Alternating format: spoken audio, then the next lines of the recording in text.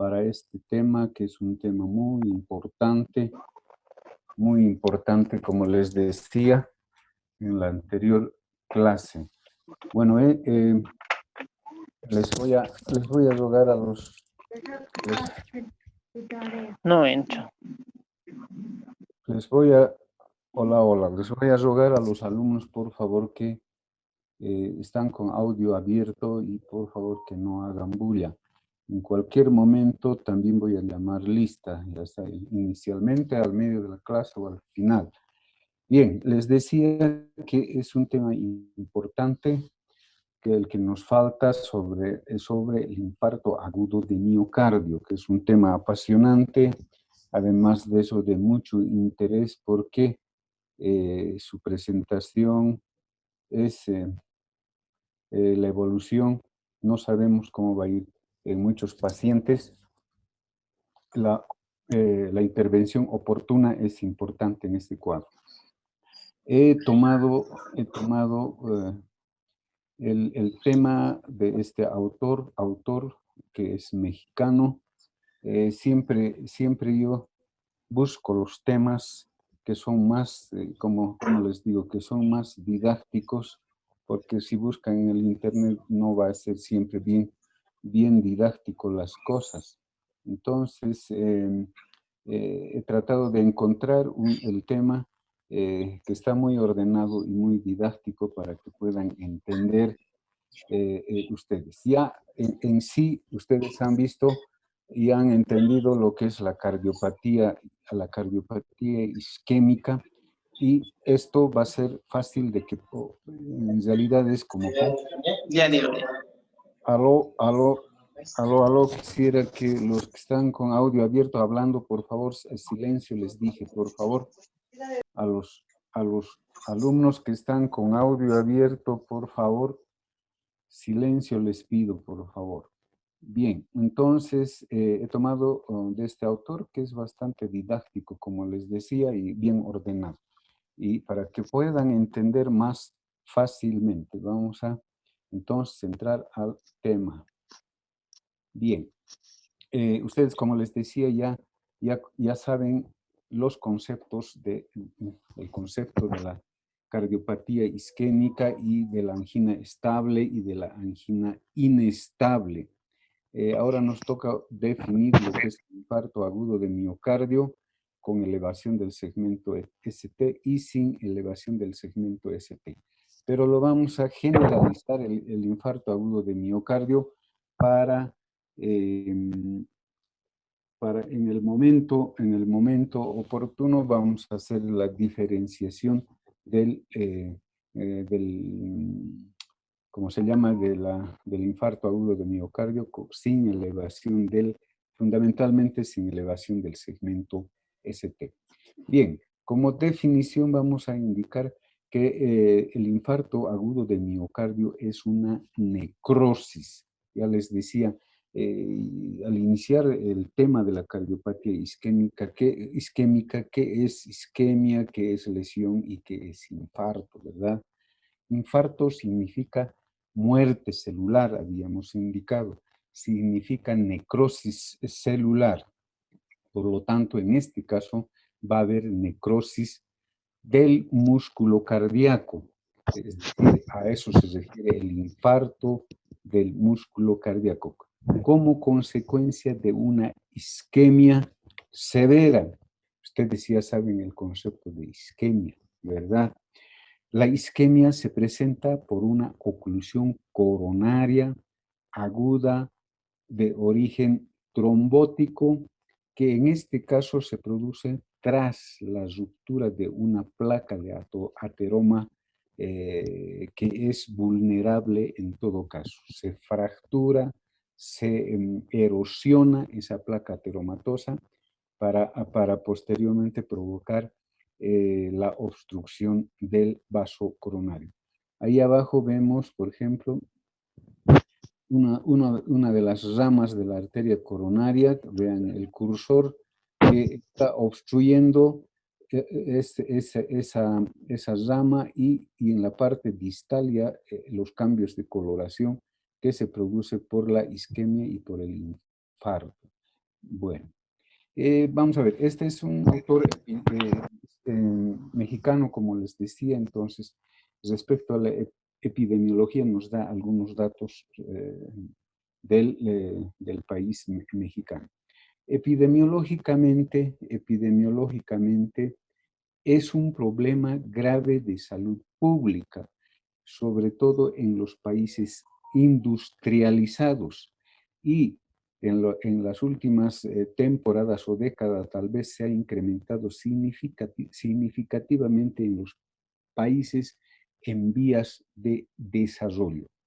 Por lo tanto, no solamente es un problema social de los países, de los grandes países industrializados, sino también de los países en vías de desarrollo. En México, como les decía el autor, dice que la patología cardiovascular es la primera causa de muerte en la población adulta mayor de 20 años. Imagínense, jóvenes ya pueden tener una patología cardiovascular. Y no estamos lejos de esa situación nosotros, porque hay muchos pacientes jóvenes también que ya tienen problemas cardiovasculares. Y la mortalidad es pues a nivel mundial, no solamente es en México, que es la primera causa de muerte por patología cardiovascular a nivel mundial. Se dice que en México, por ejemplo, aproximadamente hay 500,000 casos nuevos por año de infarto agudo de miocardio, y mucho más en los Estados Unidos y en los países grandes desarrollados. Bien, ya hemos mencionado esto también en las anteriores clases, ¿cuáles son los factores de riesgo? Los factores de riesgo son, y ya habíamos mencionado en las anteriores clases, que son los modificables y los no modificables, ¿verdad? Aquí solamente mencionaremos algunos. Por ejemplo, el tabaquismo, el alcoholismo, entre el sexo masculino, por ejemplo, que presenta mayor porcentaje o mayor incidencia en el infarto agudo del miocardio. Como ven, la obesidad, el sedentarismo, la hipertensión arterial, el estrés, por ejemplo, que se dice que es la enfermedad del siglo, ¿verdad? Entonces, el estrés es otro factor de riesgo cardiovascular. La diabetes, por supuesto, que es otro factor de riesgo que produce justamente en muchos pacientes el problema del infarto agudo de miocardio. Esto ya lo hemos mencionado anteriormente, como les vuelvo a recalcar, en los factores modificables y en los no modificables. Bien, hay algunos tipos de infarto de miocardio. Vuelvo a repetir para que siempre tengan presente: infarto es muerte celular, es necrosis celular, no es solamente isquemia ni lesión, ¿verdad? Bien, tipos de infarto que puede presentarse. Infarto transmural. ¿Qué significa transmural? Es un infarto de miocardio que afecta a todo el grosor de la pared ventricular. Entonces, por eso se dice transmural, que afecta a toda la pared, todo el grosor de la pared ventricular. Suele deberse justamente a la ateroesclerosis coronaria grave o rotura de esas placas ateromatosas. Bien, la otra forma de infarto de miocardio es el infarto subendocárdico o denominado infarto no transmural. Ahí no está el término, ¿verdad? Pero se dice también infarto no transmural. Es decir, que no compromete todo el grosor de la pared miocárdica, sino se limita al tercio interno simplemente de la pared ventricular. Por eso dice subendocárdico, porque el endocardio es la parte interna del músculo cardíaco, ¿verdad? Entonces, en este caso, la causa principal es fundamentalmente el aumento de la demanda cardíaca de oxígeno por un aporte de oxígeno insuficiente y limitado en este caso. Entonces, son esos dos tipos. Antes se decía infarto con onda Q y infarto sin onda Q, pero ese término, bueno, un poco lo han ido ya desechando. Entonces tenemos el infarto transmural y el infarto no transmural.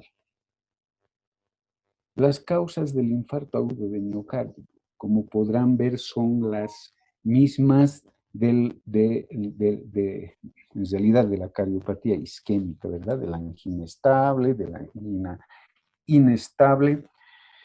Y la principal causa, habíamos mencionado que un 90% aproximadamente es la ateroesclerosis. Actualmente se utiliza el término de aterotrombosis. Ya últimamente están utilizando ese término de aterotrombosis, no de ateroesclerosis. Están cambiando los términos. Entonces, nosotros también nos iremos acostumbrando a ese término de aterotrombosis en vez de ateroesclerosis. Pero seguiremos por ahora con ese término, que es la causa principal del infarto agudo de miocardio. Las otras causas en menor porcentaje, como es el espasmo coronario por diferentes causas. Por ejemplo, como hemos dicho, el factor de riesgo es el estrés permanente que uno puede tener, provoca espasmo coronario por descarga de catecolaminas en el organismo. Posteriormente tenemos otras causas, las embolias, sobre todo sanguíneas, ¿verdad? Entonces es otra causa también. La disección de una arteria coronaria, es decir, la ruptura de la pared de la arteria coronaria, puede provocar también un infarto agudo de miocardio. Ahí fíjense, la ateroesclerosis, el proceso, cómo va a obstruir la arteria coronaria. En el dibujo de arriba, fíjense, es la luz de la arteria coronaria, es normal, no hay ninguna obstrucción. En otro corte, fíjense, en otro corte, la luz está limpia, bien permeable, como verán. En este caso, el flujo sanguíneo y el aporte de oxígeno es completamente normal. Y fíjense, con el tiempo, por los factores de riesgo cardiovascular, es importante el tipo de alimentación, la obesidad, el sedentarismo, como hemos dicho, y la comida chatarra que a muchos les gusta, puede provocar esta situación. Fíjense, aquí está esta placa ateromatosa bastante larga y que está disminuyendo obviamente la luz de la arteria coronaria. Y en este corte más claro todavía, toda esa placa ateromatosa, fíjense, incluso más del 50% que está obstruyendo. Obviamente esto disminuirá pues el aporte de oxígeno al miocardio, por lo tanto este paciente va a empezar a tener problemas de isquemia, ¿verdad? Bien, aquí está más claramente la fisiopatología. En los cuadritos de abajo, como sigan el cursor, esto es lo normal, la luz, los glóbulos rojos y blancos que van circulando, el flujo es normal, pero aquí empieza las placas que ya empiezan a formarse y se produce una ruptura o un desgarro o una erosión, como llaman algunos, que puede provocar que el acúmulo de grasa que se acumule grasa y colesterol a ese nivel, formando la placa ateromatosa, que fíjense cómo está obstruyendo la luz de la arteria coronaria. Entonces, esta es, digamos, la evolución que sigue a través del tiempo, el problema de la obstrucción de las arterias coronarias. Bien, aquí podemos ver la ruptura o erosión de la capa fibrosa, se llama la capa que cubre al ateroma, esa es la capa capa fibrosa puede desgarrarse, romperse, luego se produce, hemos dicho, agregación de lípidos, de células inflamatorias, etcétera, activación del proceso de la cascada de coagulación, porque se producen microhemorragias, habíamos dicho ya en la anterior clase, que van a producir justamente la agregación, la adhesión plaquetaria con la formación del trombo oclusivo. Por eso es que, vuelvo a repetir, que actualmente se está utilizando el término de aterotrombosis, no ateroesclerosis, aterotrombosis, porque justamente todo eso va a llevar a la formación del trombo oclusivo. Ahí tenemos otras imágenes, el trombo oclusivo, este trombo oclusivo que fíjense en ahí, en la arteria coronaria.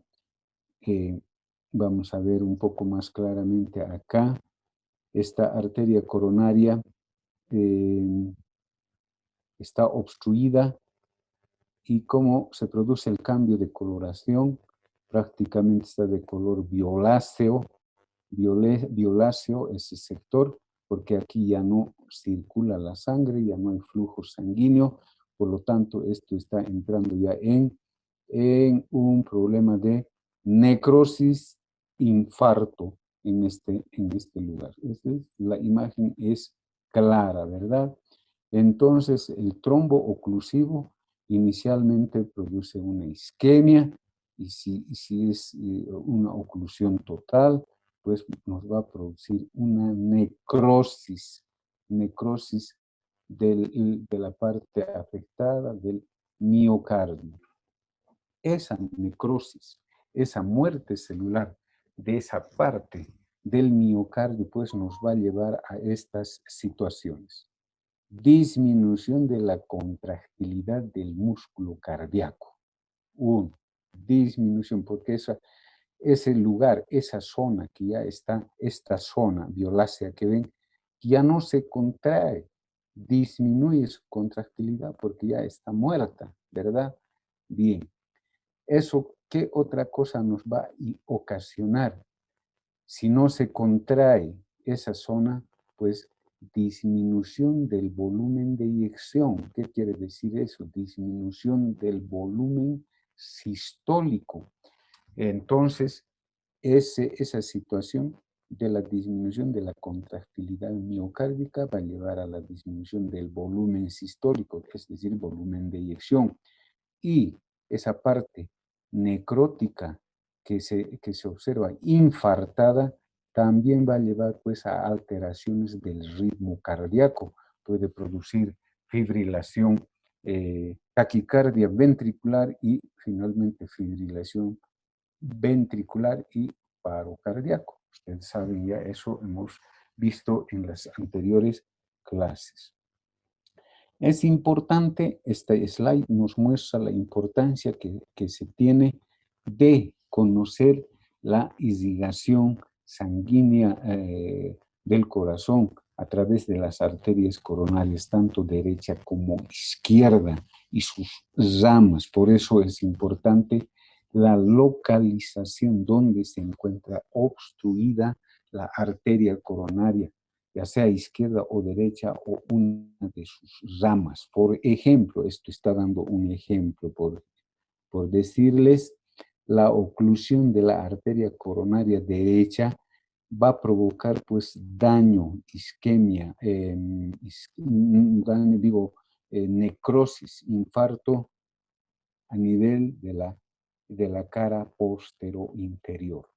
Si hubiese una oclusión, simplemente este es un ejemplo, ¿no? Porque después las ramas y todo son varias de las arterias coronarias que lo hemos visto en la anatomía del corazón, eso hay que repasar también.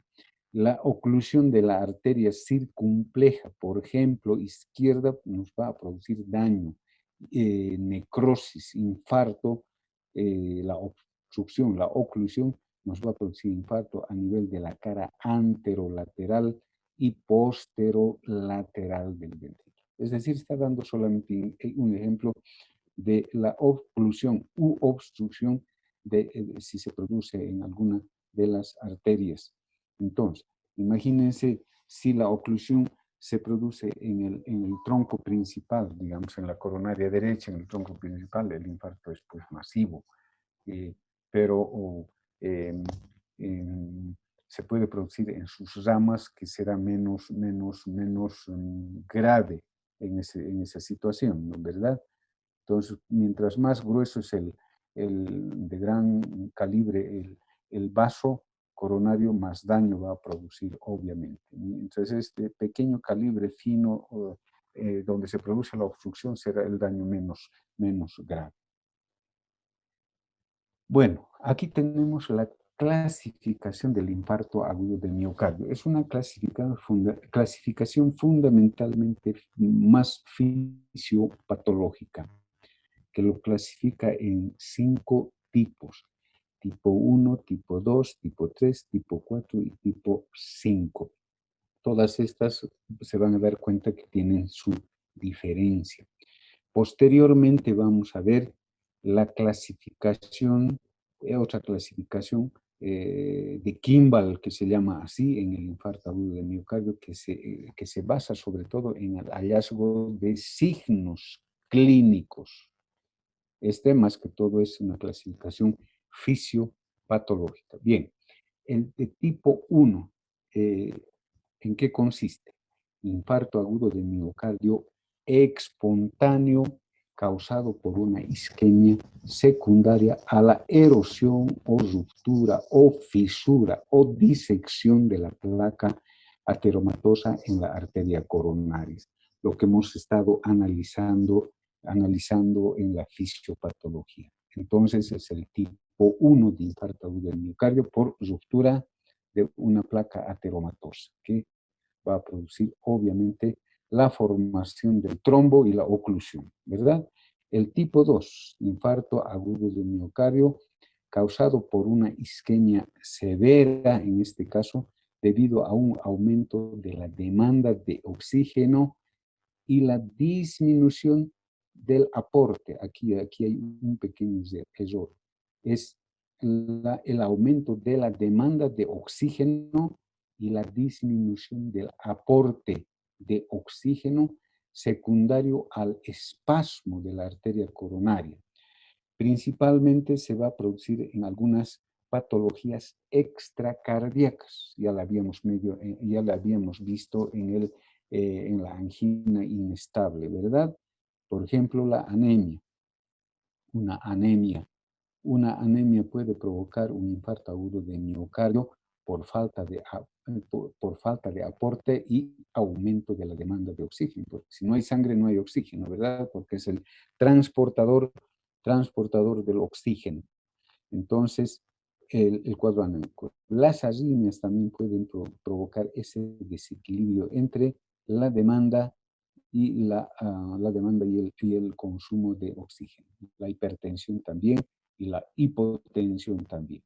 Entonces, como verán, este es el de tipo 2.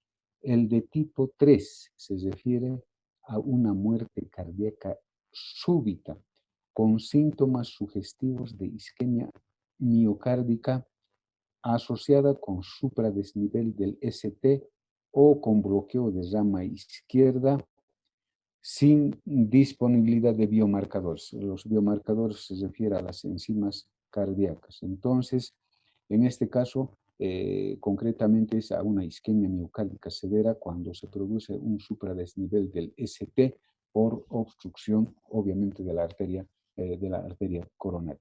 El de tipo 4 se refiere a infarto de miocardio secundario a angioplastía intraluminal coronaria y también a la trombosis del stem.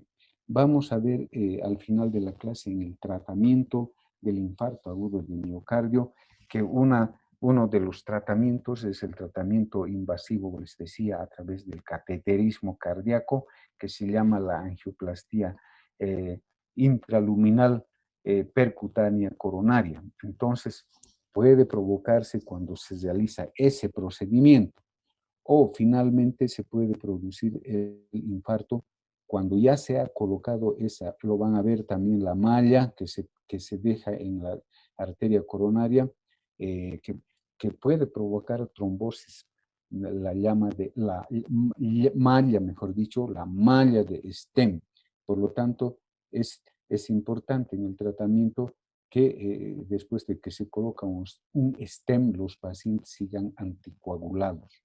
Bien, entonces es el tipo 4. Y el tipo 5 es el infarto agudo de miocardio secundaria a la cirugía de revascularización coronaria.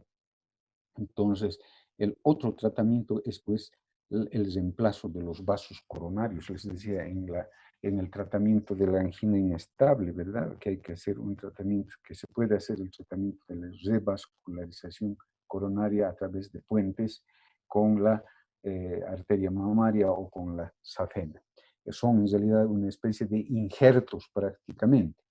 Bien, entonces es una clasificación más de tipo fisiopatológico.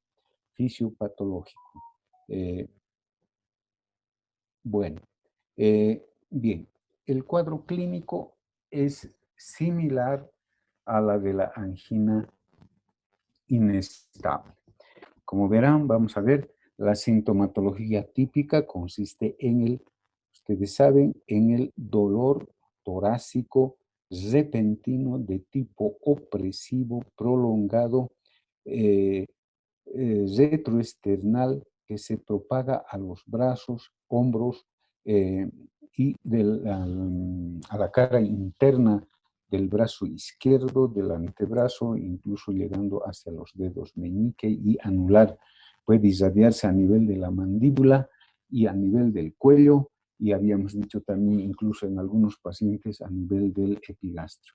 En las mujeres, fundamentalmente, no es tan típico ese dolor torácico, más al contrario, el dolor que se presenta en las mujeres es más a nivel dorsal, el dolor es más de tipo dorsal el que se presenta en las mujeres. Bien, otro síntoma importante es la disnea, que se va a producir obviamente por disminución del gasto cardíaco izquierdo, es decir, por la falla ventricular izquierda que va a presentar el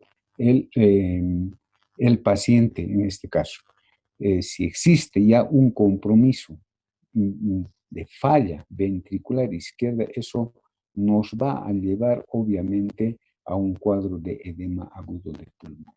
Como verán, son los dos síntomas principales del paciente con infarto agudo de miocardio. Pero va a estar acompañado también de otros síntomas, como les decía en la anterior clase, síntomas de tipo vagal, vasovagal, como por ejemplo, ese paciente va a presentar diaforesis, puede presentar mareos, debilidad, aproximadamente un 10% de los pacientes también van a presentar palpitaciones, náuseas, incluso algunos llegan al vómito.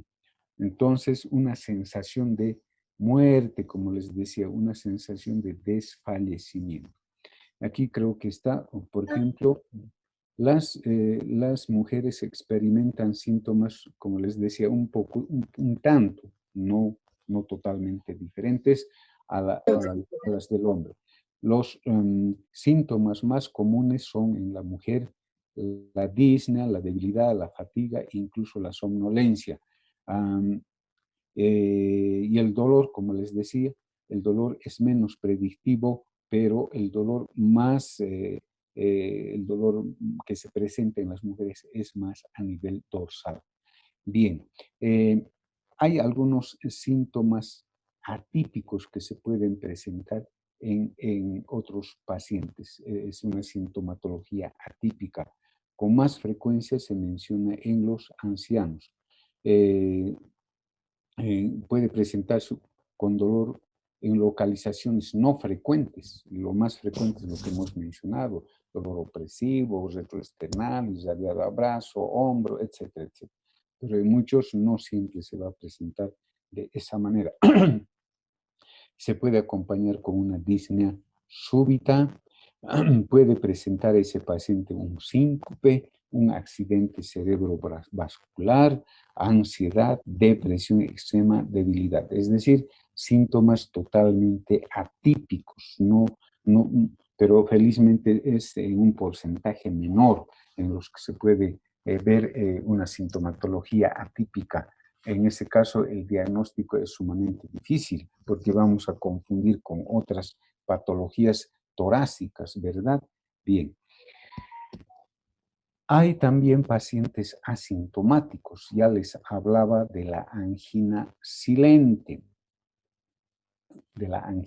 silente. Son aproximadamente un cuarto de los casos del infarto. Felizmente no son también muchos. Se presenta frecuentemente en las personas diabéticas. Por eso se menciona que la diabetes es un factor de riesgo cardiovascular, porque obviamente va a llevar al infarto agudo de miocardio si no es controlado ese paciente.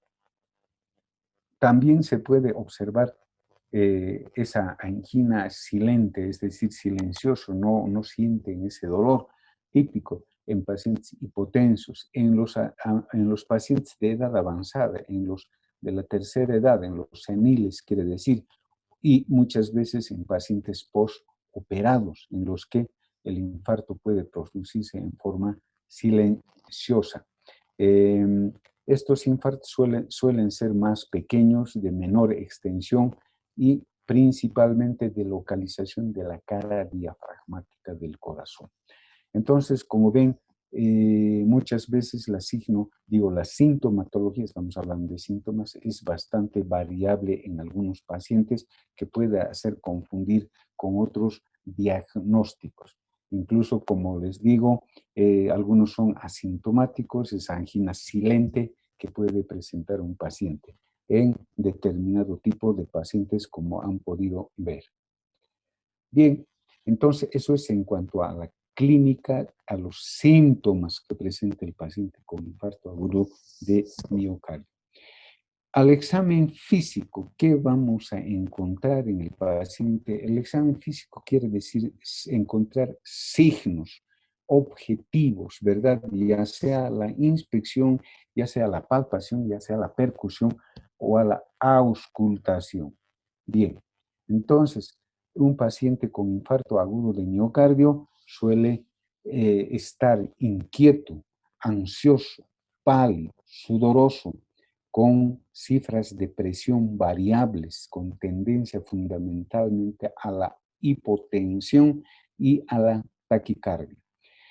A la auscultación puede encontrarse taquicardia, ya les decía, y presencia de un cuarto ruido, un tercer ruido también, un ruido de galope, que eso ya significa, ustedes saben que cuando encontramos un tercer ruido, el ritmo de galope, es decir, como el galopar de un caballo, ya les decía en clases iniciales, que eso ya nos está indicando que ese paciente está con falla, con disfunción ventricular. Por lo tanto, va a haber disminución del volumen sistólico, disminución del gasto cardíaco, y ese paciente puede entrar en shock cardiogénico en cualquier momento.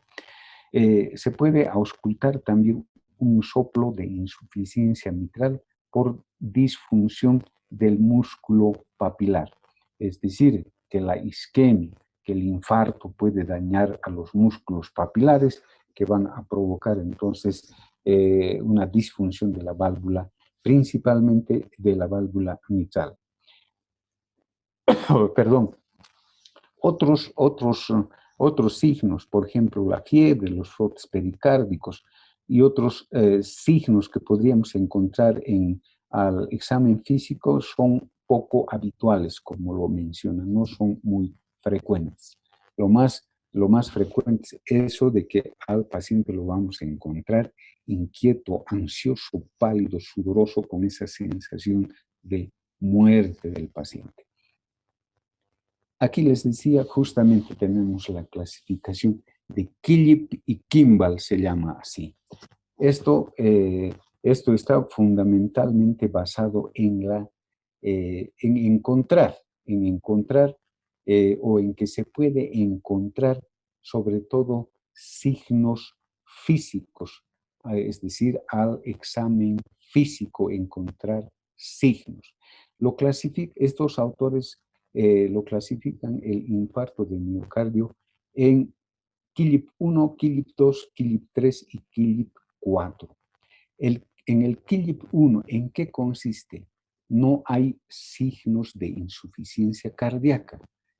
Fíjense, no hay signos de insuficiencia cardíaca.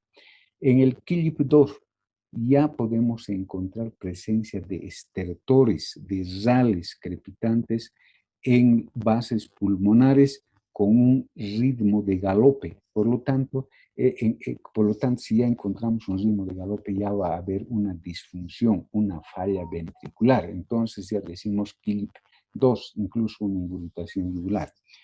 El KILIP 3, fíjense, ya existe la presencia de un edema agudo del pulmón. Entonces, a la auscultación pulmonar vamos a encontrar gran cantidad de estertores crepitantes y una expectoración sanguinolenta, espumosa que va a presentar el paciente, rosada, de coloración rosada. Entonces, ese paciente está en edema agudo de pulmón por falla ventricular izquierda por el infarto agudo de miocardio. Entonces, a eso ya vamos a llamar KILIP 3.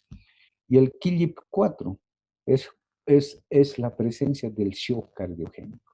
¿Qué significa eso? Que ese paciente va a estar totalmente hipotenso, va a estar taquicárdico y, quién sabe, va a estar con pérdida ya de conocimiento.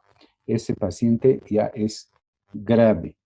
Bien, entonces esta clasificación de KILIP y Kimball es sumamente importante porque es más clínico, más es el encontrar en el paciente signos clínicos al examen físico. Entonces es importante esta clasificación de KILIP y Kimball. En cambio, la otra que hemos visto, la otra clasificación inicialmente es más de tipo fisiopatológico, es decir, más se basa en la causa, como han podido hacer la diferencia, ¿verdad? Entonces, esto es más signos clínicos, signos que vamos a poder encontrar en el paciente. De acuerdo a eso, veremos KILIP 1, KILIP 2, KILIP 3 o KILIP 4. Aquí es lo mismo. Esta es solamente una tablita que nos está mostrando, esto es lo más importante, que nos está mostrando la mortalidad que tiene cada una de estas clases. Por ejemplo, KILIP 1, la mortalidad, ¿cuánto es? Del 6%. El KILIP 2, la mortalidad es del 17%. Como verán, va en incremento, ¿verdad? Luego tenemos la KILIP 3, lo dicen también clase funcional KILIP 3. Entonces tenemos una mortalidad del 38%, justamente cuando el paciente tiene el edema agudo pulmonar. Y ese paciente tiene una mortalidad del 38%. Y fíjense, el KILIP 4 o clase funcional KILIP 4, ya ese paciente, si está en shock cardiogénico, la mortalidad es del 81%, casi el 100%. Entonces, la clínica, el examen físico que le vamos a hacer al paciente es importante para determinar su mortalidad y además de eso, la clase KILIP 1, KILIP 2, KILIP 3, o KILIP 4.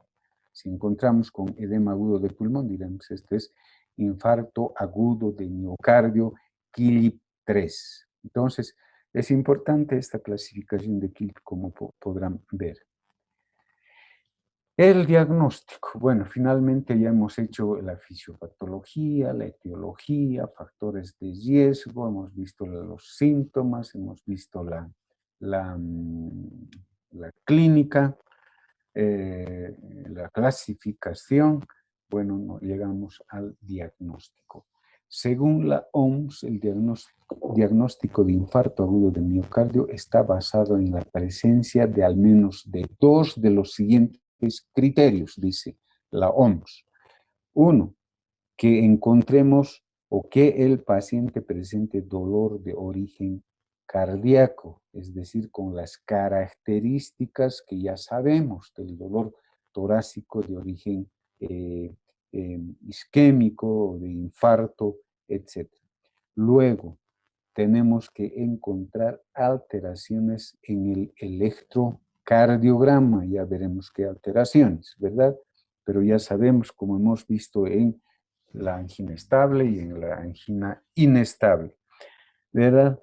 Luego tendremos que encontrar aumento de los marcadores cardíacos, de las enzimas cardíacas. Entonces, un incremento, una elevación tenemos que encontrar de los marcadores cardíacos, miocárdicos, ¿verdad? Entonces, la OMS dice que debemos encontrar al menos 2 criterios para que digamos que ese paciente está con infarto agudo de miocardio, ¿verdad? Bien.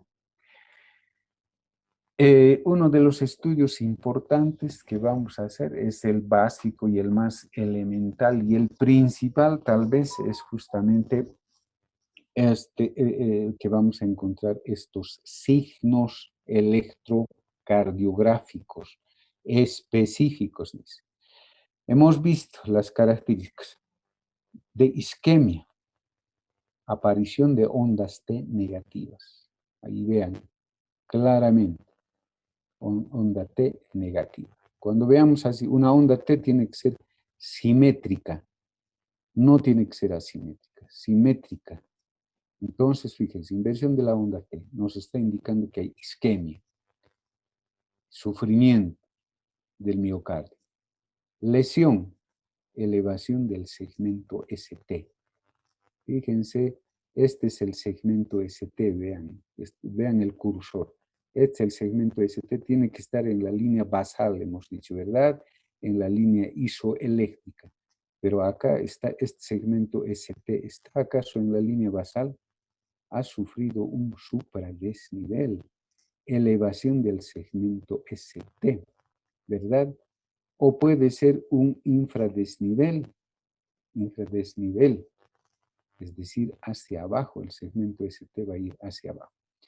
Y la necrosis, el infarto, nos va a mostrar las ondas Q profundas, onda Q que tiene que ser mayor a 1 milímetro. Lo normal de la onda Q en profundidad, hemos dicho, recordaremos del electrocardiograma, es solamente 1 milímetro, pero cuando se trata de un infarto, de una necrosis, la onda Q es profunda, más de 1 milímetro. Bien, aquí cabe mencionar, aquí tenemos que mencionar cuál la diferencia del infarto agudo de miocardio sin elevación del ST. En el infarto agudo de miocardio sin elevación del ST significa que no hay pues esta elevación, no hay ese supradesnivel. Podemos observar tal vez la onda T negativa o podemos observar también un infradesnivel, pero no vamos a observar el supradesnivel del ST. Entonces diremos infarto agudo de miocardio sin elevación del ST. Entonces, solamente podríamos encontrar, ¿dónde está mi cursor? Una onda T tal vez negativa o un infradesnivel tal vez del ST. Entonces, no hay supradesnivel. ¿Y cuál la diferencia? Eso no está escrito acá, no está, pero yo les estoy haciendo la diferencia. ¿Cuál la diferencia con la angina inestable? Recordaremos que en la angina inestable existe también en la crisis anginosa, en la crisis dolorosa, y puede presentar un supradesnivel o un infradesnivel y luego normalizarse, pero sin llegar a la necrosis, hemos dicho, ¿no ves? Sin llegar al infarto. En este caso, ¿cuál es la diferencia con la angina inestable? La diferencia que es en que en el infarto de miocardio sin elevación del ST vamos a encontrar las enzimas, o sea, marcadores cardíacos que van a estar elevados. En cambio, en la angina inestable, los marcadores, las enzimas, no están elevadas, ¿verdad? Esa es la diferencia fundamental en el infarto agudo de miocardio, sin elevación del ST con la angina inestable, porque puede confundirse. Bien, está hecha la aclaración y bueno, vamos a quedar en ahí. Mañana vamos a terminar esto. Voy a llamar lista ahora a los alumnos. Yo creo que la clase está muy comprensible. Los slides son bastante didácticos que ustedes ya han visto en las anteriores clases en lo referente a la cardiopatía isquémica. Bien, entonces, para terminar, ya son las 6 prácticamente. Voy a